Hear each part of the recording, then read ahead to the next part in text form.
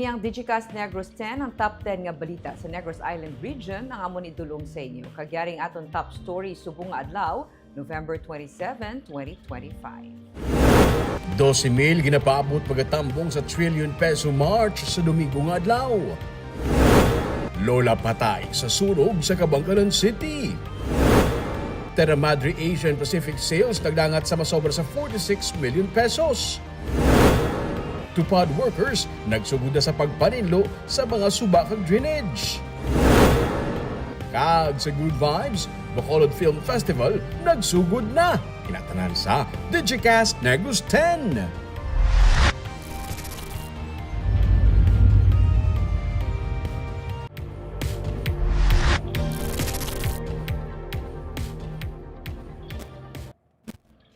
Sa number 10, isa ka kadalagan ang pinakaunang nga Terra Madre Asian Pacific nga ginsakdag sa Provincial Capital Lagoon sa adtong Nobyembre 19, 2023. Inisandig sa pahayag nga gin-release sang organizers.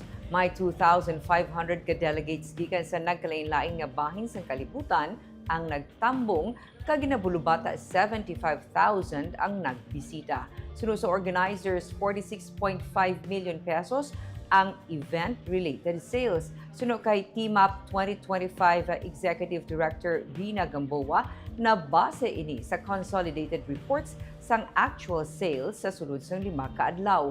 Ang 46,586,200 pesos total sales nagikan sa sales sang major events kaangay sang street food exhibition, restaurant and bar takeovers, slow food travel kag taste workshops, kag donations gikan sa coffee and slow drinks. Wala na diri madala ang income gikan sa hotel bookings, restaurant sales, tourist arrivals kag iban nga tourist-related computations. Ginsiling naman ni Team Up 2025 co-chair kag Slow Food International Counselor for Southeast Asia, Ramon Chinchin Uya Jr. ng 18th Negros Island Organic Farmers Festival nga duga ginhiwat sa South Capitol Road kag gina-manage sang Office of the Provincial Agriculturist kag separado sa Terra Madre event ang nagbenepisyo. Nakaganar ini sa 1.4 million pesos sa total purchases gikan sa Team Up. Sunod kay Uy, ang mga chefs, mixologists, slow food communities kag Cooks Alliance members ang nag-source ng ilang local ingredients gikan sa organic farmers and fisherfolk nga nagpakigbahin sa organic festival. Sang Miyerkules, nagpabutyag sang iyang pagkadismaya si Negros Occidental Governor Eugenio Jose Lacson bangod sa datos sang OPA. 185,000 pesos lamang ang naganar sa organic farmers gikan sa Team Up related sales. Sunod kay Lacson, nakabato na siya sang text gikan kay Congressman Albi Benitez nga nagasuggest nga mag-compare notes ang OPA sa Terra Madre. Sunod kay Lacson, maga-compare notes ang OPA kag mahibaluan kung ano ang real story. Albi suggested to me to compare notes. The notes, the figures that I gave you was from OPA to compare it with Terra Madre. So anong reaction mo dato na tatawin sila na actual na lain ko no ang data? That's why let them compare. No? For as long as OPA will stand by its data, then we will stand by it. No? But as I said, OPA will compare its data with that of Terra Madre. And let's see what the real story is.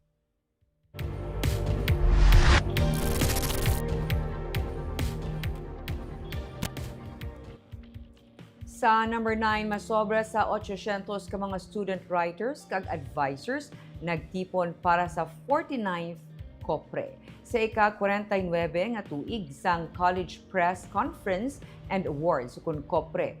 820 ka mga estudyante kag manunudlo halin sa Western Visayas kag Negros Occidental ang nagtipon sa Iloilo City para sa pagkilala sa mga school publications, best performing advisors kag student writers. Ini ang tuigan nga ginasakdag sa Philippine Information Agency kag ginsugura ni Allen Del Carmen sang 1976 sa nagatrabaho pa ini sa PIA antes nangin isa ka journalism college professor. Ginapasidunggan ang well-performing school publications halin sa magazine, newspaper, kag online.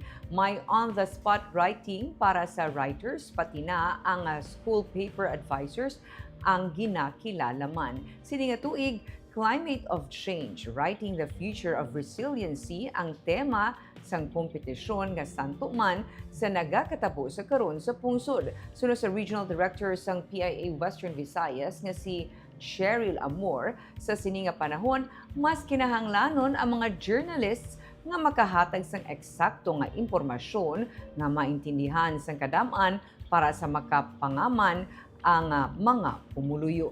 Ang kopre nakaproduce na sa mga writers nga sa karon practicing journalists na. It is our duty to translate complex, often technical, hazard data and safety protocols into actionable, easily understood messages that motivates the public to comply with the life-saving directives, such as evacuation orders. Even at the level of your schools, your function evolves into one of resilience building and recovery support.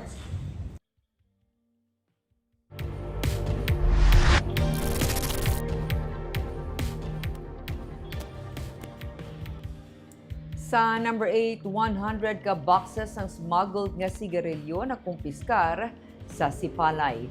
Naka-recover ang katapos ng Philippine Coast Guard Southern Negros Occidental sa ginabulubanta 100 ka boxes ng ginalegar smuggled cigarettes sa Old Port sa Barangay Cartagena sa Sipalay City, kainas ang kaagahon. Nagkabaton sang report ang Coast Guard angot sa pag-transport sa smuggled na sigarilyo sa lugar. Nagdinalaga ng kapin sa 20 ka mga persona matapos mamutikan ang presensya sa mga operatiba sa area. Ginabandona sa mga crew kag laborers ang sakayan pandagat nga ginkargahan sa mga kinarton nga sigarilyo, pati na ang duha ka mga panel vans nga may karga man nga mga sigarilyo. Samtang nawasak ang bangka nga yara na sa shoreline matapos nabunggo ini sa batohon nga porsyon sang baybay tungod sa dalagko nga balod. Base sa numero nga nakita sa bangka, halin sa basilan ang nasambit nga sakayan. Yara na karon sa kustodiya sa Coast Guard ang duha ka panel vans kag ang mga sigarilyo. Nag-coordinate ang Coast Guard sa Bureau of Internal Revenue agud ma-inventory kag mahibaluan ang market value sa mga nakumpiskar nga sigarilyo. Sa karon wala pa sang persons of interest ang otoridad sa kung sino ang nagapanag-iya sang nasambit ng mga smuggled nga sigarilyo.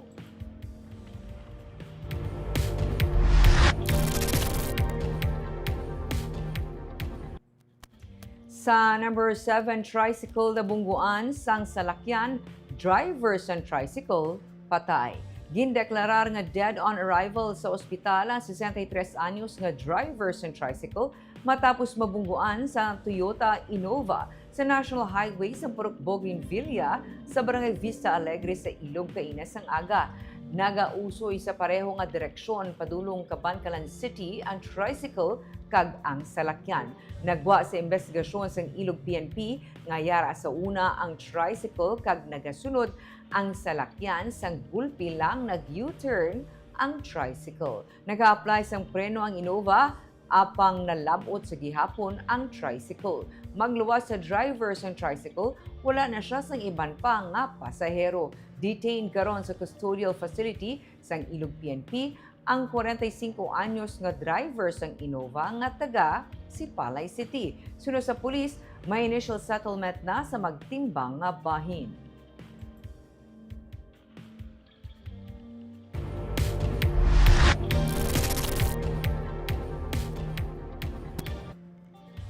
Sa number 6, senior citizen nga mapacheck up tani sang iya bata na anod sa Suba. Naanod sa Suba sa Cabay River, Sitio Tabuay, Barangay Kambagahan, Bay City, Negros Oriental, ang 61 anyos nga ginkilala kay alias Eleuterio Martes ang aga samtang nagalaslas ang Bagyo Verbena. Ang biktima ko po rin iya Mrs. kag 25 anyos nga anak nga ginahilanat ang mapa-check up kuntani. Sunod sa ilang mga himata, una nga nagtabok sa subang senior citizen, kaupo rin nagamasakit niya nga anak. Ginbalikan niya ang iya Mrs. kag samtang nagatabok sa suba, ginanod kini.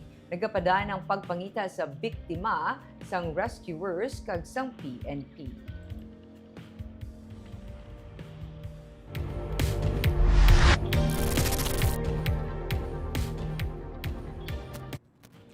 Sa number 5, 84 anyos nga lola patay sa masunog ang ila balay sa Kabankalan City. Na-trap ang 84 anyos nga lola sa iya kwarto sa ikaduhang nga panalgan sang ila nagakasunog nga balay sa Ruiz Subdivision, Poroca 6 sa Barangay Talubangi, Kabankalan City, kagabi. Nag-ibwa lang kalayo pasado las 8 sang gabi. Bangod may edad kag maluya na, wala makahingagaw buwa sa iya balay si alias Adelfa, kag pati siya ang nasunog. Ang iya mga kaupdanan sa balay ang yara sa idalom nga panalgan. Gintinguhaan sa iya pamilya nga salbaron ng tigulang apang tumanagid kadako sang kalayo sa balay nga himo sa kahoy. Naglawig sang 3 ka oras ang firefighting operation kag tigayod nga nakadeklarar sang fire out las 11:23 sang gabi. Ginsiling ni Fire Officer 3 Alfie Gravella, Chief Arson Investigator ng Kabankalan BFP, may kabudlayan sila sa pagpalong sang sunog bangod naga-reignite ang kalayo. Ilabi na mga kahoy nga materyales sang balay. Totally burned ang balay kagyara sa ginabulupanta 450,000 pesos ang damages sang sunog. Base sa inisyal nga investigasyon, nagsugod ang sunog sa isa ka kwarto sa idalom nga panalgan sang balay. Under investigation pa ginhalinan sang sunog. Magluwas sa tigulang, wala sang nasamaran sa insidente.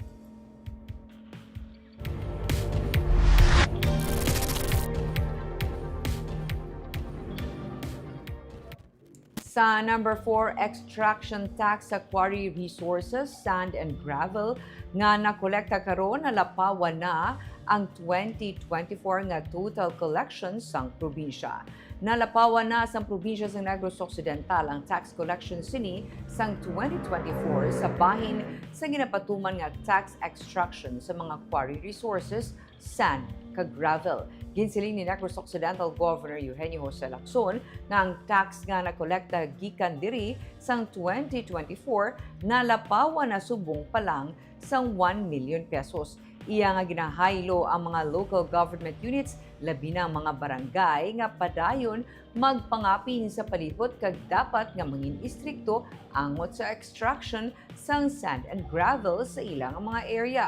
Sila man ang magabenepisyo gikan diri. Kay nasang aga, ginsakdag ang isa ka turnover ceremony sa mga LGU shares, sa taxes kag sa mga fees sa quarry resources kag sand and gravel. May napulo ka mga barangay, kasubong man mga syudad kag banwa nga ginkilala bilang may pinakamataas nga shares sa extraction taxes. Sa tax sharing scheme nga ginapatuman, 40% ang magakadto sa barangay, 30% sa LGU, kag 30% sa probinsya. We have already surpassed the collection of the whole of 2024. And as of October, we've already surpassed it by almost ₱1 million, or ₱1 million. And so I encourage them, I encourage the LGUs, especially the barangays, who are the safeguards of our environment, that they should be strict in the extraction of sand and gravel. Because if they do so, the returns will still go back to them. No? So there were some barangays like Barangay Antipuluan or Imbago received 857,000 today. This is because of their strict implementation.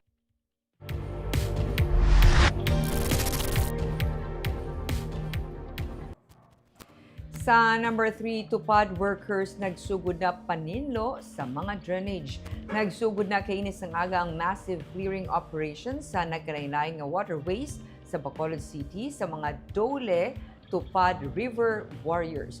Ang grupo sa River Warriors sa magatutok sa paglimpyo, pagkuha sa basura, kag pagkayo sa mga bara sa mga suba, kag kanal nga isa sa mga nagadugang sa pagbaha sa syudad. Target ini nga matapos sa sulod sang napulo ka adlaw. Ang ila operasyon nagatuyo nga mapasangkad ang programa nga ginahimo sa gobyerno agud mapahagan-hagan ang epekto sa malawig nga pag-ulan kag pag-awas sang tubig. Sunod sa kay Congressman Albi Benitez, ini nga tikang isa lamang sa madamo pa nga pamaagi batok sa problema sa baha sa Bacolod. Upod sa programa ang City Government sa Bacolod, City Engineers Office, Department of Public Works and Highways, kag ang nagkalain-lain nga barangay nga padayon nga naga-monitor sa mga flood-prone areas. Magapaglimpyo sila, mag-clear sila sa mga areas, especially sa mga interior part of the city. So we hope na after these 10 days, this is going to be ma-develop pala ang culture sa pag-bullying sa aton sa mga syudad. Kasi hindi masarangan sa mga empleyado sa syudad, empleyado sa gobyerno, no? But each and every one of us should do our own role. No?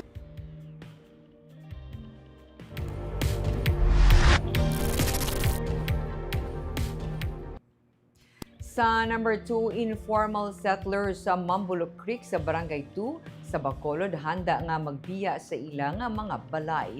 Handa na magbiya sa Purok Balinday, Barangay 2 ang 27 ka informal settler families sa tiun nga mabato nila ang financial aid kag relocation site halin sa syudad sa Bacolod. Iniasuno kay punong barangay Imelda Bangguanga. Dugang pa niya, mayara sang pila ka pamilya nga hindi na kwalipikado para sa relocation site bangod sadto pa sila nangin awardee apang nagbalik liwat sa lugar. Ginatutukan man ang paghatag sang financial assistance, pagplano sa relocation site kag pagpatuman sang ordinansa nga naga-regulate sang illegal settlements. Padayon ang monitoring kag evaluation sang barangay kag city officials samtang ginaplano ang long-term solutions para sa relocation kag proteksyon sa mga pumuluyo sa Purok Balinday kag iban pa nga delikado nga lugar sa syudad. Nga meeting sa City Legal, ang i-process nila ang ilang sa Bacolod daw sila qualified, and then ang kung matigaan na sila financial assistance kag relocation, that's the time siguro pwede na sa kapulap kay ara sila sa pinakabalay.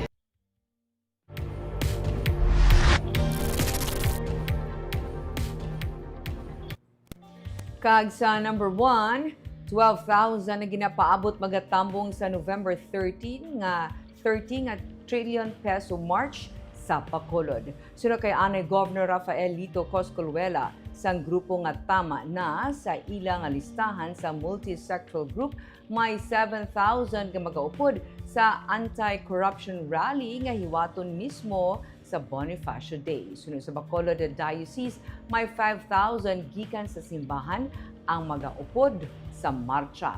Sunod kay Bacolod Bishop Patricio Buzon, may 85 ka diocese sa bilog nga pungsod kag masobra sa 50 o kun mayorya ang magaupod sa lihok.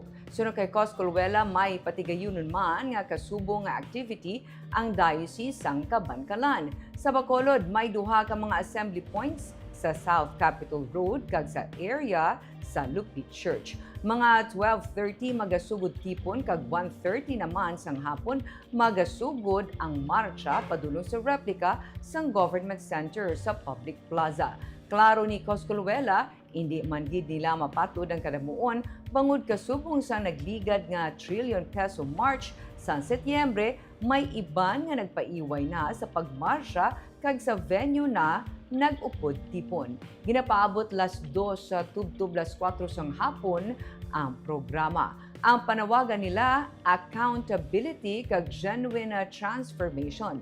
Ilang ginapagkamalaot ang nagakatabo nga massive corruption nga naglamon sa sistema sang gobyerno. Suno kay Bishop Virgilio Amihan Jr. sa Iglesia Filipina Independiente, inyang tion nga magpanindugan kontra korupsyon. Panawagan nila ang maid-id kag impartial nga investigasyon sa korupsyon nga natabo sa mga public works kag government projects kasubong man sa abuso sa public funds. Sunod kay Coscoluela, dapat nga may mapreso. Sunod kay Bishop Buzon, malawig ang proseso, gani dapat may pasensya man. Nagapati siya nga mayara sa gihapon sang paglaw. Farm workers already scarred by militarization, urban poor mothers who skip meals just to feed their children, fisher folk whose nets are shredded by commercial vessels, youth whose classrooms are computer shops, church volunteers who run feeding programs because of the state has defaulted on its duty, and will march, light candles, beat pots and pans, and declare a people's tribunal against bureaucratic corruption.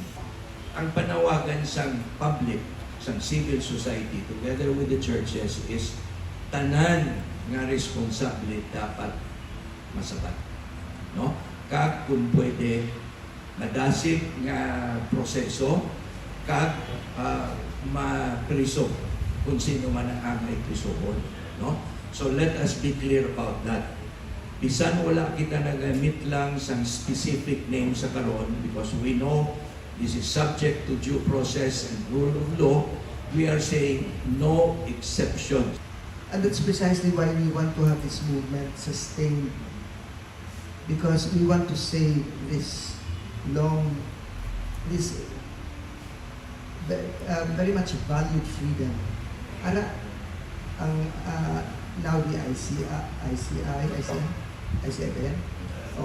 And then all these venues for accountability are in place. So not only we try to help preserve them and sustain the movement, let's be patient also.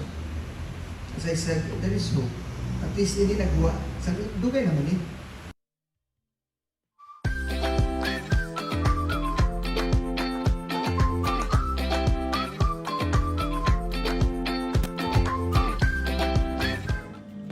Sa Good Vibes, Bacolod Film Festival, nagsugod na. Opisyal nga nagsugod subong adlaw ang Bacolod Film Festival 2025 sa Ayala Mall's Capitol Central Cinema 1. Ginpangunahan ni Mayor Greg Gasatay ang mga opisyal sa syudad kag ang festival director nga si Tanya Lopez, mga miyembro ng BFF Council kag jury ang opening kainas ang aga. Sunod sa mga organizers ng Bacolod Film Festival, nagatuyo nga ipakita ang talento sang local nga filmmakers kag maghatag sang plataporma sa ilang mga obra nga nagapakita sang kultura, istorya kag identity sang Bacolod City. Ang festival magapadayon sa masunod nga mga adlaw, nga may line-up sa mga pelikula, workshops kag special events para sa publiko kag sa mga nagpasakop. Ang mga pelikula showing tubtob Nobyembre 29. Ginapanawagan ng publiko nga suportahan ang local film industry sa Bacolod. And for me, I'm very happy that ang atong mga local talents diri from young to young, mga age na nag-ari diri, especially the filmmakers, local filmmakers.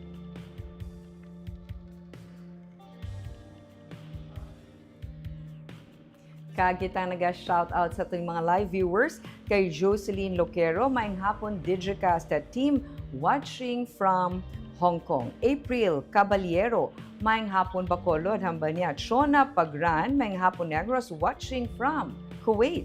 Cheryl, watching from Hong Kong. Doha international sa atong subong. Luisa Flores Felity, I hope na pronounce ko ni right, no? Ang apelyido. Good PM watching from Australia. See, international kita subong nga hapon. Kay Mr. Marquez, maayong hapon Digicast Negros Island region with Ma'am Barbara. Good afternoon. Regina Apongan, watching from South Korea.